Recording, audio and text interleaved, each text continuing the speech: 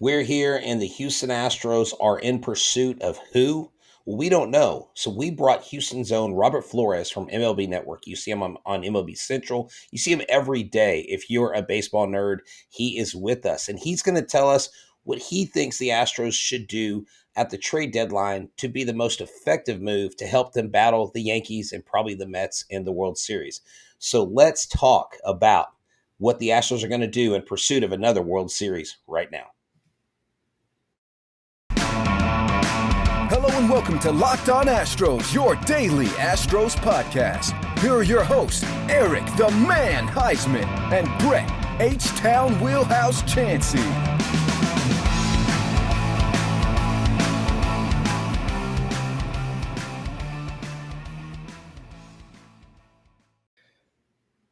We are Locked On Houston Astros, and we hope that you join us for a daily Locked On Astros podcast. My name is Eric Huysman. You can find me on Twitter at Eric Talk Stros. Find the show at Locked On Astros, your team every day. Brett, where can I find you at?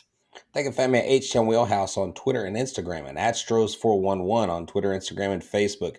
Always positive, always Stros. All right, it's always great to have Roflo from the MLB Network on the show, and what a perfect time to have him on. Trade deadline, August 2nd. Astros are very aggressive to make a move. Who are they going to make a move for? Who knows? But Roflo, where can you find you on Twitter, and where can I watch you on MLB Network? Well, you can watch MLB Central Monday through Friday, 8 a.m. Houston time on MLB Network, and you can find me on Twitter at Roflo. You can find me on Facebook as well, where I stream video games, play MLB The Show, the whole thing, at facebook.com/RealRoflo. All right. Thank you guys for making Locked On Astros podcast your first listen. I'm sure you watch MLB Central, then you watched us. You can find us on YouTube. Just search Locked On Astros. Give us a like. Go and subscribe to us and listen to us on your way to work on Apple, Odyssey, Spotify, wherever you check out your podcast. Make us your first listen. So everybody wants to know, what is James Click going to do? His first year as GM, he didn't do anything. Last year, he upgraded the bullpen because that was the needs for the Houston Astros at that time. Right now, what do you see the Astros' biggest need as the second best team in baseball right now? I think they need another bat. I think that the lineup has steadily improved. Offensively, they have improved. Yordan Alvarez is having an MVP type season. Kyle Tucker has gone through a little bit of a struggle, a little bit of a mini slump recently, but you can count on him. Altuve doing it at the top of the order, but it's the three spots.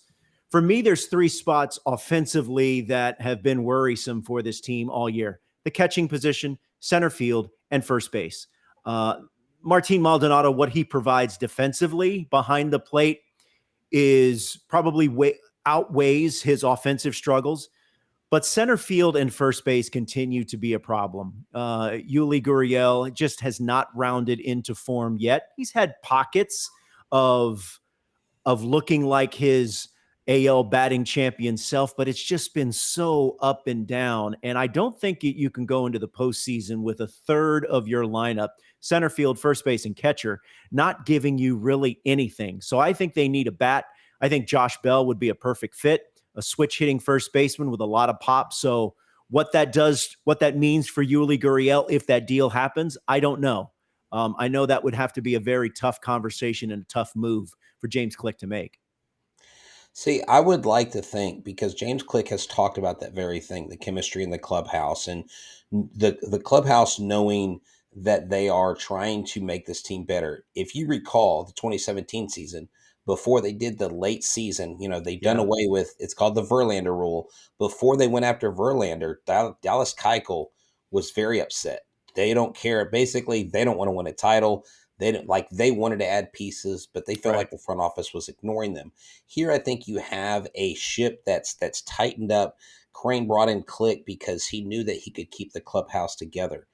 I think the Josh Bell that we would be getting, from what Josh Neighbor says from Locked On Nationals, is that he is a clubhouse guy. He is a guy that would come in and he would take on any role. You could also, he only has 10 games in left field, but you could put him in left field. You could DH him as well. Right. And Yuli, you could even move him to third base. His original position is third base. He's also played second base as a young Cuban superstar. So I think Yuli, to me, would be the type of team player that, he's not going anywhere. I think he'd be willing to platoon wherever you put him. My big question is, if the Astros are wanting a controllable center fielder like Ken Rosenthal reported this afternoon, they would probably go out and get someone like a Brian Reynolds, but that's going to take a huge haul. Yeah. And when we talk about making a trade for a significant piece, which of these young pitchers do you think the Astros fans are going to have to let go of? No, that's a great question. I don't know who would be the quote unquote odd man out in that scenario. I do know that they're blessed with a great deal of depth. Odorizzi, Garcia, Urquidy, Javier, Verlander, Valdez, and we haven't even mentioned McCullers. So, yeah, I think that is a commodity that the Astros might have to be willing to part with, or at least some of it. Maybe Garcia, maybe Urquidy. I don't know who, like I said, I don't know how you choose that. I think it's probably up to the club you're trying to make a deal with. But you're right. Getting someone like Brian Reynolds, an extremely talented player with, I believe he has multi-years of club control, that will take a lot. It's going to take more than Jose Urquidy and Luis Garcia. It's going to take more than that.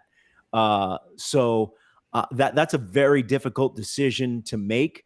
I know that you mentioned in the Ken Rosenthal article, they mentioned Sean Murphy, the Right. Well, Oakland A's. not by name, I don't think, but Yeah, but he's a name that has popped right. up. I like Sean Murphy a lot. I think he's pretty good defensively. I think he's excellent offensively, and he also has some years of club control. But what makes it difficult is that you're trading within the division, right? So is there a within the division premium that would have to be paid? Or the Oakland A's, would they even be willing to entertain a deal with the Houston Astros, considering they share the same division?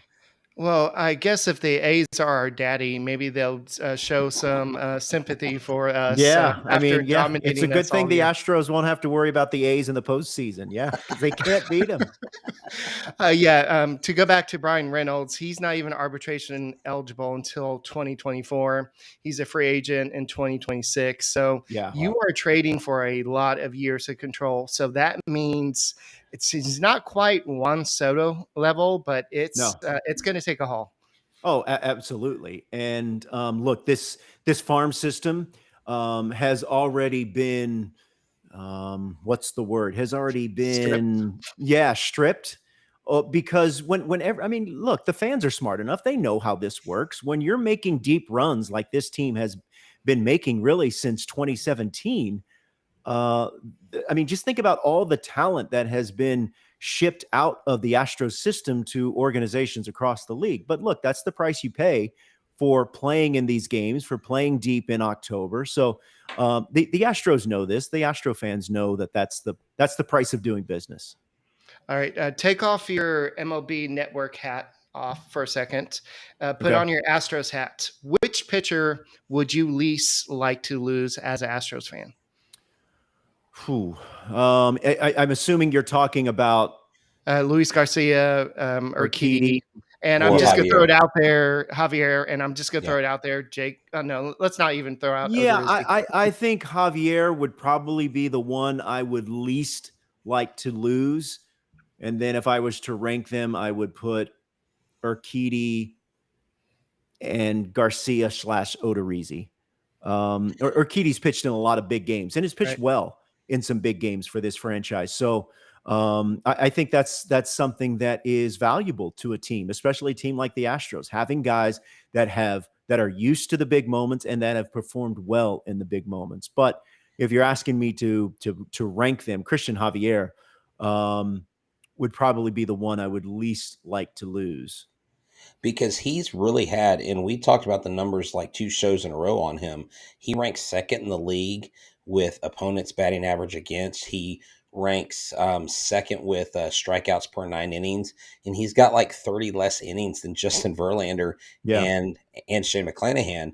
Where if Javier had as many innings as those guys, he might be in the Cy Young talk because of Yeah. how well he's done. For me, I think Urquidy is the one that is the most likely or the one that I would like moved. But Urquidy's also the oldest of those three. Urquidy's like True. 2 years old. I think he's 28, where Yeah. Garcia is 26. I believe Javier. But a friend of mine, Alex, sent me this earlier today. He said, "Okay, we get Reynolds, and this is off of MLB trade values." He said you would trade Garcia, who has a 50 value, McCormick and Myers, who are 20 and 15. That gets you at 86. That's an overpay of 10 in value, according to this website.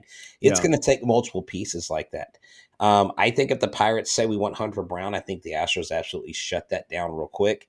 And now let me ask you this. If they trade in Urquidy or Garcia, does this mean that they bring up Hunter Brown? And do we have a chance to possibly see Hunter Brown be put in some playoff scenarios as a rookie? Yeah, I It's a mean tall that's order. a very interesting question. I don't know really no one except people within Right. that tight circle of that Astros organization knows that for sure. I think the more pressing question is, what is Lance McCullers going to look like, and what can he bring this team for the stretch run? I know he's going through another rehab assignment this week, another rehab start for Sugarland. But again, the last time we saw him was in October, so we are approaching a year, really a full calendar year. We're a couple of months away from a full calendar year of seeing Lance McCullers on the mound. If they determine that maybe McCullers goes to the bullpen, maybe you use him in that way. He is used to coming out of the bullpen. He has done it on occasions, and he's done it in the playoffs in his career. So I think that's going to be a very interesting question. I think the most pressing question is, what is Lance McCullers going to give you? And then the question behind that, once you know that answer, I think you start determining what can the youngster Brown give you, if that's a route they decide to choose.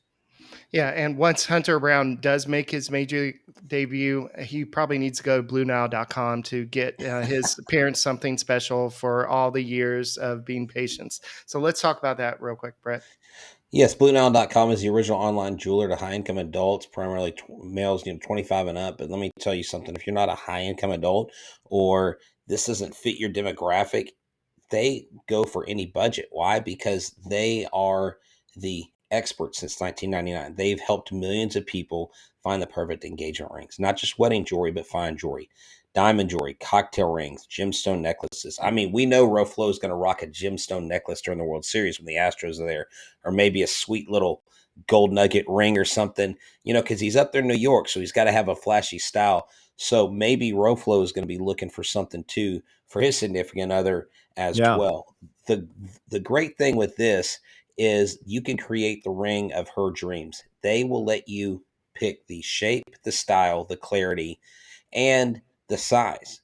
And they create a one of a kind ring. It's not like any other. You won't find it at some mainline jewelry store. You won't find it at some retailer. You'll find it only here at Blue Nile. 24/7 they have experts on hand. Like I said, they have been doing this since 1999. Expert advice, 30-day returns. If for some reason you don't like it, you can return it, no questions asked. So right now, make the moment sparkle with jewelry from Blue Nile. And going on right now is the Blue Nile anniversary sale. Save up to 40% on classic fine jewelry pieces and 25% on engagement ring settings. Plus, every order is insured, ships free, and arrives in discreet packaging so that it won't give away what's inside. Shop stress free and for your forever piece at BlueNile.com today. With the Astros being so aggressive at the trade deadline, I bet you would bet on the Astros making a trade. Let's talk about BetOnline. Yeah, BetOnline is the fastest and easiest way to check in on all your betting needs. Find all your favorite sports and events and the number one online source for odds, lines, and games. Find reviews and news of every league, including Major League Baseball, NFL, NBA, NHL, combat sports, esports, and even golf. BetOnline continues to be the top online resource for all your sports wagering information, from live betting to scores, podcasts, and even they have you covered no matter what it is. Head to BetOnline today and use your mobile device and learn more about the trends in action happening today. BetOnline, where the game starts. All right, we are back with Robert Flores of the MLB Network, and we are talking MLB trade deadline, your Houston Astros, and let's make sure I find the right one. I should have looked at that. There it is. All right, you're a whole bunch of people there for a second there, but Robert, I want to ask you the big question, and I know I had a little conspiracy theory the other day about. I forgot who it was, but I think it was Jeff Passan said that some teams were concerned that Wilson Contreras wouldn't be able to mesh well with some of their pitchers towards the end of it, so close to being the end of the season if he was traded. So maybe he'd have to switch to a different position. And I instantly thought about the Houston Astros. The Astros are they love Martin Maldonado, Right. but he would probably fit the role of a backup catcher, maybe a part-time DH. Maybe he could play some left field. Maybe Alvarez can play some more left field in that situation. Move Chas McCormick to center field. Do you see the Astros having what it takes to get Wilson Contreras? And do you think that that would be a good move? I don't think that they have enough to get Wilson Contreras. I don't think that.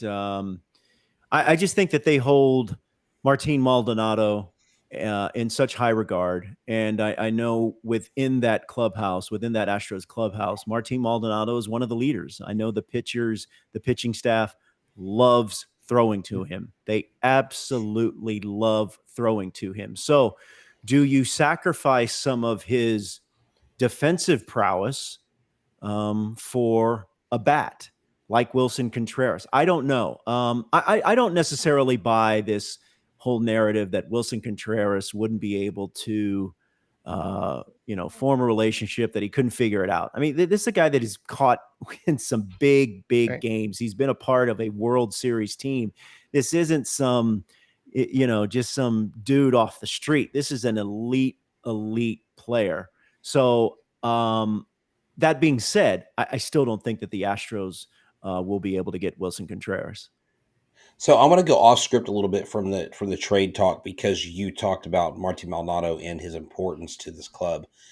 We had Ryan Stanek on a couple days after you guys had Ryan Stanek on. He came in the studio with y'all. I love the Yeah. interview. I instantly reached out to him. He got back with me. I talked to him on his off day. What has impressed you most about guys like Ryan Stanek in the bullpen? Well, Stanek has electric stuff, and that's what the postseason is about. It's about stuff. It's about getting swings and misses. That's what the postseason comes down to. That's one of the main things it comes down to. Here's for what it is for me: swing and miss stuff from your pitching staff, clutch hitting, and good defense. Those are the three big ones right there. And Ryan Stanek certainly fits that category of the swing and miss stuff. I still think that the bullpen is still a piece shy, maybe two. I would love a left-handed reliever for that bullpen. But I still think that they need one more guy that can get some swing and misses, whether it be in the middle innings or later innings, like the bridge to Presley. I think they need one more piece there. All right, going off script a little bit more, the Astros signed their 11th rounder, Ryan Clifton, today for a way above slot value to get him from going to Vanderbilt. This is a highly regarded outfielder from high school, and I don't know if they're going to be in penalty because they did this. I don't know all the numbers, but this. I guess they really felt that this is the second highest amount that any team has ever spent on a 11th rounder. Wow. That means that they really wanted this kid. So do you know anything about him? Not really. Other than that, look, if Vanderbilt had a spot for you coming out of high school, then you know that you are an elite college player, that you're one of the best players at your age group. So playing in the SEC, playing at Vanderbilt, that's almost like de facto minor leagues. That's how competitive Right. the the league is there. That's how good the level of play is there. So look, I think the Astros have done an excellent job of finding talent, of scouting talent, and more importantly, developing talent, and not being blessed with picking number one overall or picking in the top five. Because of their success, they're consistently picking towards the lower end of the round, but yet they've done a very, very good job of identifying talent and developing it. So if they have a belief in this young man by paying him as much as they are, then I'm definitely not second guessing it. Yeah, exactly. And I covered, all the picks 1 through 11 on different draft episodes, and I love doing that. I learned a whole lot from a lot of other people that know stuff. One of our sources is Lindsey Crosby at Locked On MLB Prospects. Does a phenomenal job. Our friend Jimmy over at Astros Future, and with Ryan Clifford, this is what's interesting. He was ranked as the number 92 prospect by MLB. He was picked 343. Hmm. His slot value was 125,000. He signed a 1.25 million. That's 10 Ooh. times what he was owed. Yeah. He's a sweet swinging left-handed outfield prospect. And one scout told me, because I reached out to a guy online, he said he reminds me of a Kyle Tucker type of bat. And I'm like, Hmm. what? And he was interviewed. He was at the stadium. I saw the pregame Yeah. Saw interview. that. The kid apparently has been around major leaguers, has been training with elite people. And you can tell, Roflo, you can tell when kids kind of have it, right? You can tell, like, you have your Bobby Witt Juniors, you have your Julio Rodriguez, you Yeah. got your Jeremy Pena. Just certain athletes just have that special gene, it seems like. And can you imagine if Drew Gilbert, Melton, and then Clifford? I mean, they're saying Gilbert could be up here as early as 2024. This high school kid could be right behind him in a year or two Yeah. after that. And you talk about this championship window, and I want to ask you this. I want to lead this into this question. I've always said that I see the Astros championship window open well into 2026, 2027. Now, I may be a little homeristic on that, but do you think that we still have a few more years of just the Astros continuing to be one of the top teams? That is so difficult to predict. I go back to, well, really, I go back to the Cubs and the Astros. The Cubs in 2016, the Astros in 2017, and when both of those teams won, the talk was the championship window is still wide open. This is a team that can win multiple titles. Well, the Cubs never got back to the World Series. The Astros have been back to the World Series, but have been unable to win another one. So it just goes to show you just how difficult it is to not only stay among the elite, but to reign supreme. So, yeah, look, I think that when you consider the foundation of this club, Altuve, Bregman, Alvarez, I think those would be kind of the big three. Jeremy Pena, you can throw him into the mix. I feel like there's a good mix of veteran guys still in their prime or approaching it, and then youngsters that are displaying a lot of talent. So, yeah, I mean, it on paper, it certainly would suggest that the Astros are going to be a team that is going to be successful for the next handful of years, 2, 3, 4 seasons. But it's so hard to it's so difficult to predict. All right. So to get them back to that elite status this year, which is a World Series, and not just lose it again, what do the Astros need to do at the trade deadline? We already talked about possibly getting a hitter, Yeah. whether it's Josh Bell or possibly a center fielder. We can kind of look more into center fielders in a little bit. We already talked about Brian Reynolds. That's right. But what about, you mentioned before the show, relievers? What Yeah. what type of reliever do you think the Astros need to go after? Someone that can throw hard, and preferably someone from the left side. Now that's difficult to find. In fact, I can't even, I've said for the past handful of years, the Astros' best left-handed reliever is closing games for the Milwaukee Brewers. So that just goes to Hmm. show you just how difficult it is to find someone like that. I know that, strangely enough, reportedly the Astros have been linked to Luis Castillo. Um, uh, Look, starting pitching especially, is already a strength of this team. I'm in favor of building upon that. Now that's going to be a steep price, right? That's going to be a steep price. Yeah, I think he's a rental, but still, he's an elite pitcher. I think he's the best pitcher available. I would rank him just ahead of Frankie Montas as far as pitchers available on the market. But yeah, if you can throw Verlander, Castillo, Framber Mhm. Valdez, 1, 2, 3. I mean, that's a formidable tree. That's a formidable trio. And more importantly, you get Castillo, it keeps him away from the New York Yankees. Exactly. We actually had someone I was doing spaces last night, and she watches the show and she's like, I want Luis Castillo just to keep him away. I said, you basically want to give him the Mac Brown treatment. You want to basically get all the top pitchers in the land so nobody else can sign them. Yeah. But eight of them sit the bench because you're just holding them. Now there is a guy out in Arizona who made the All-Star team. Joe Mantiply. Yeah. Having a nice season, 2.35 ERA, 38 Yeah. innings pitched, 38 strikeouts, a 1.02 whip. The Diamondbacks definitely, I think, would be a team that would be prime to go Mm-hmm. out there and make a deal with. You have Andrew Chafin in Detroit. Yeah. Detroit has said everybody's for sale, which makes me wonder. I asked someone yesterday, I wonder if AJ Hinch jumps ship. I wonder if AJ Hinch gets pulled to another club, not Houston. Yeah. I'm not going to go there because I don't think he'll ever come back here. But if things are going backwards, AJ Hinch to me has been such a builder that maybe you see him in another uniform next season. But you got Mantiply, you got Chafin, and the left-handers. There's not a ton of them out there, Yeah.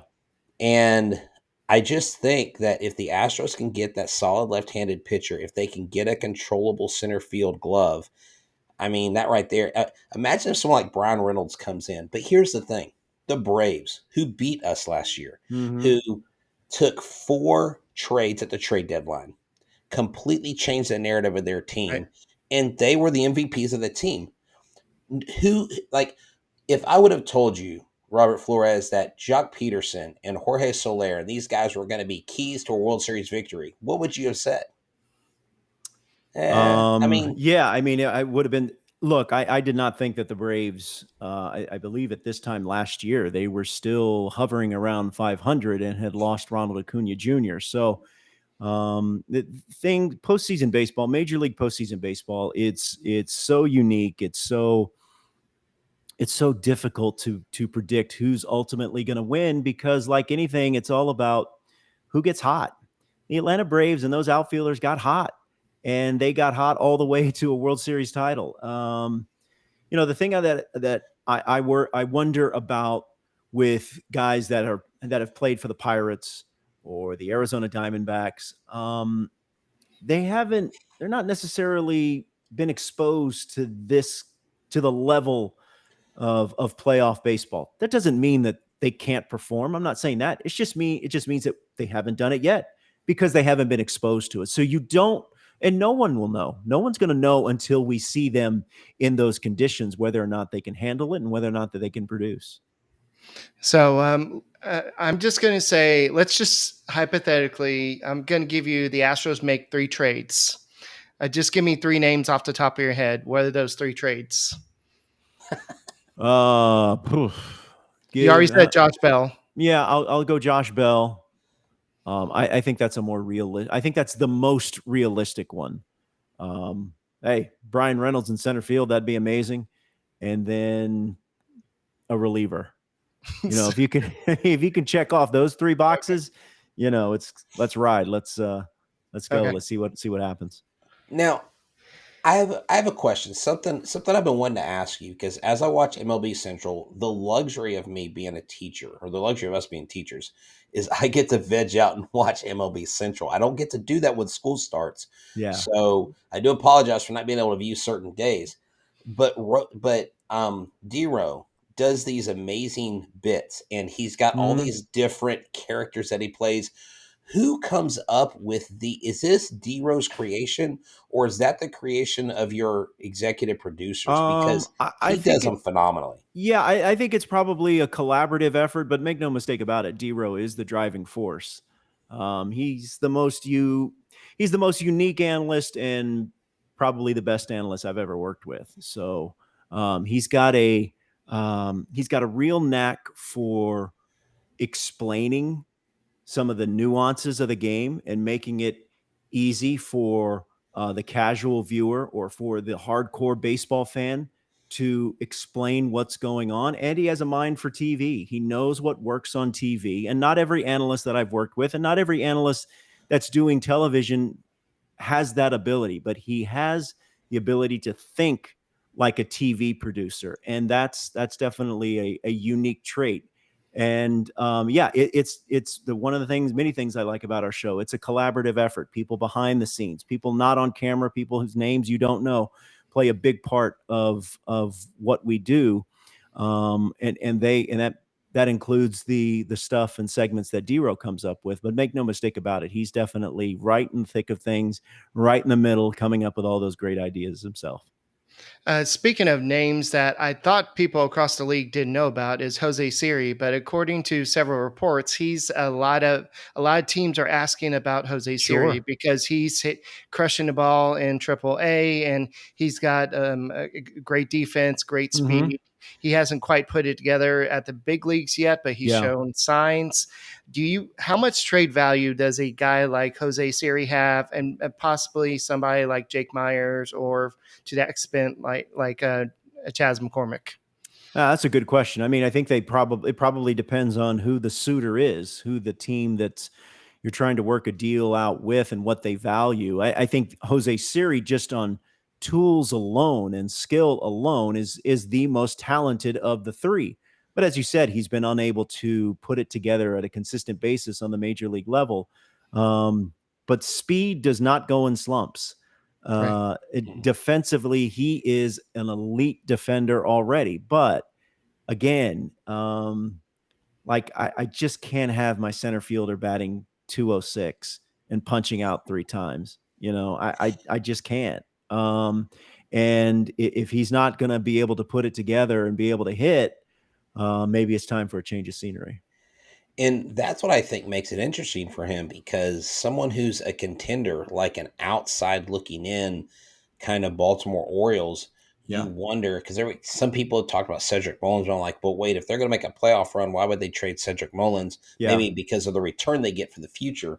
But he would be one of those perfect role players in the postseason. I just, Jose Siri is a fun player to watch. And Mm-hmm.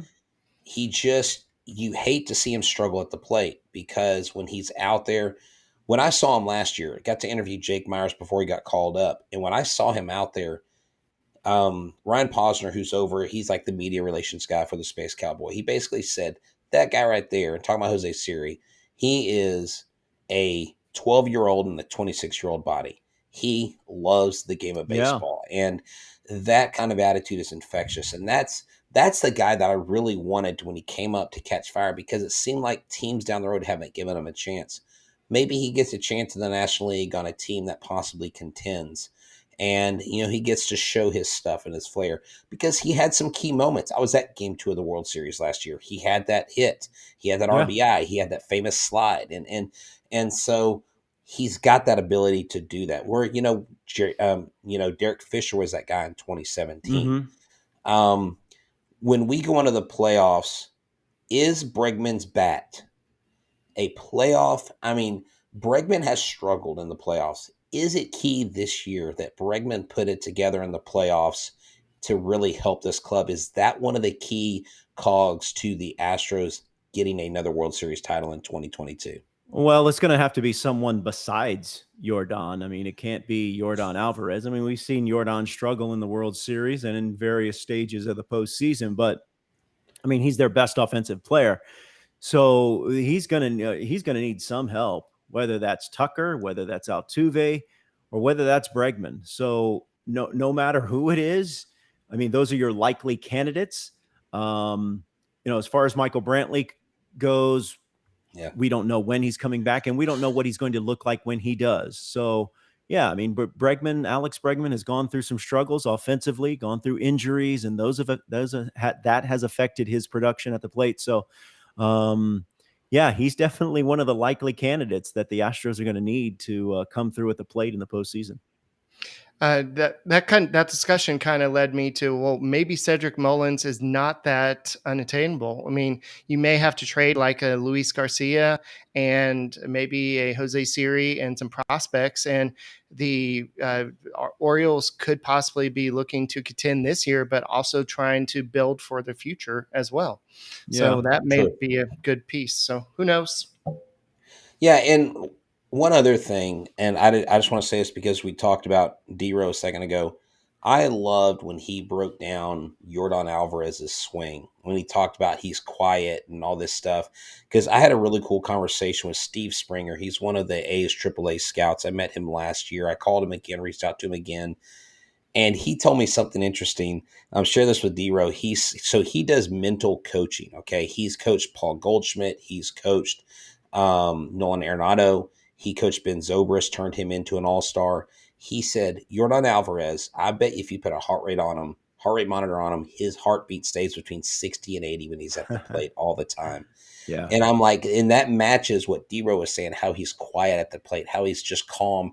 And what I love about him, and Eric's talked about it, is he stands in the box. He never leaves the batter's box when he's in there. And that's almost like this silent assassin type intimidation, the X factor. Now, I'm going to ask you this. Do you think Shohei Ohtani is on his way to a second MVP because of the way he's pitching this year?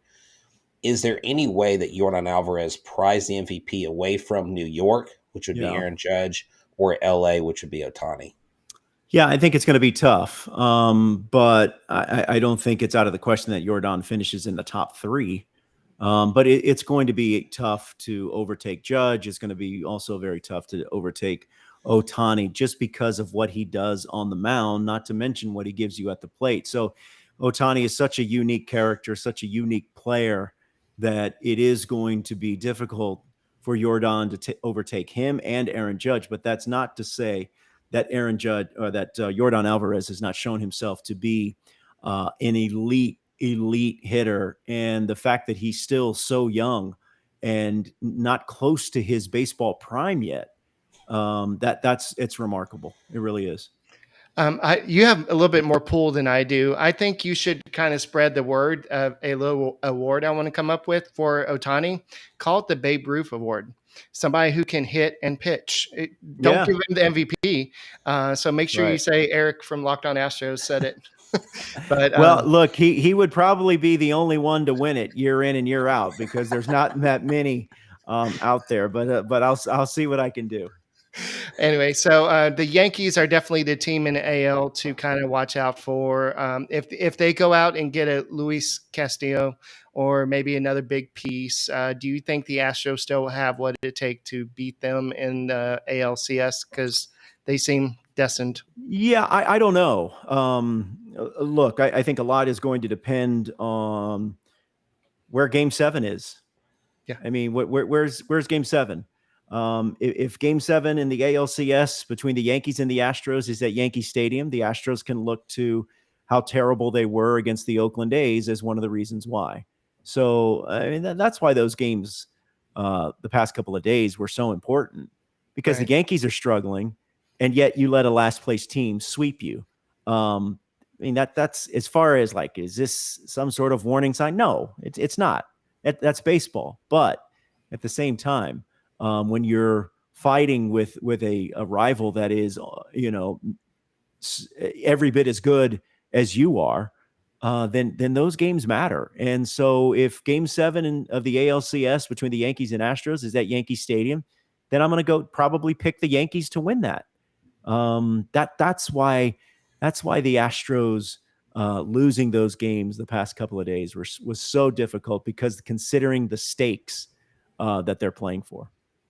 And this has been Roflo's Tough Talk TED Talk for the day. That's right. I That's love right. it. I bet you with your kids, you're like that. Now, you know what? You should have done that.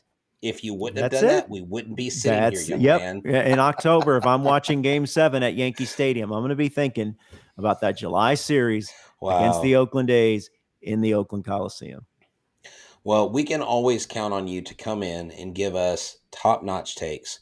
I mean, you are on one of the most successful major league shows that I've seen in the last 20, 30 years. I absolutely love what MLB Network does from morning Oh, till thank you. We evening. appreciate that. And you help make our show more complete because, I mean, it's just really cool. We get to hang out and we call you a friend of the show. And I hope one day in the future, if you're ever in Houston for a game, we need to hang out at a game. Eric and I buy you a ticket. You can come hang out at a game with us or whatever. But You Robert got it. Flores, thank you so much for joining us once again, for sharing your thoughts. Tell everybody at MLB Network we said hello. I will. And for myself and Eric the Man Huysman, this is another edition of Locked On Astros. Make sure you're subscribed to us. Make sure that you get up in the morning and you watch MLB Central. And if you can't watch it, DVR it, watch it later, There you and go. interact with Roflo because he may say hi to you on Twitter. So that's all we Absolutely. got for today. Thank you so much, and go Stros.